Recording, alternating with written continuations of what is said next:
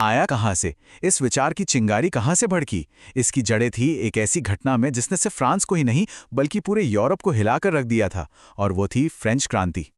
French revolution ने सच में सब कुछ बदल दिया। जरा सोचिए, क्रांति से पहले क्या था?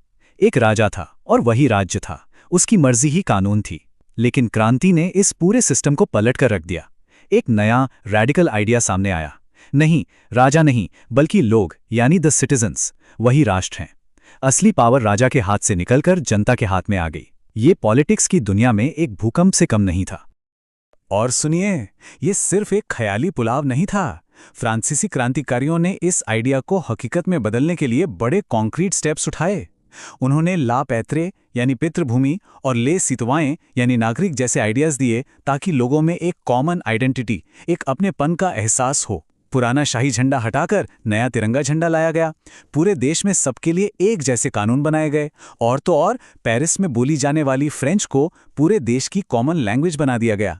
इन्हीं सब कोशिशों से एक नेशन स्टेट का जन्म हुआ। मतलब एक ऐसा देश जहां एक जैसी पहचान वाले लोग मिलकर अपनी सरकार चलाते हैं। फ्रांस में जो ये चिंगारें भड़की थी ना, वो बस वहीं तक नहीं रुकी। ये तो आग की तरह पूरे यूरोप में फैल गई, और इसने आंदोलनों की एक बिल्कुल नई लहर शुरू कर दी। ऑस्ट्रिया के चांसलर थे मेटरनिच, और उन्होंने एक बड़ी मजेदार लेकिन सच्ची बात कही थी। उन्होंने कहा, जब फ्रांस छींकता है तो बाकी यूरोप को जुकाम हो जाता है। और ये बिल्कुल सच था। फ्रांस में कुछ भी होता था, उसकी लहरें पूरे महाद्वीप में महसूस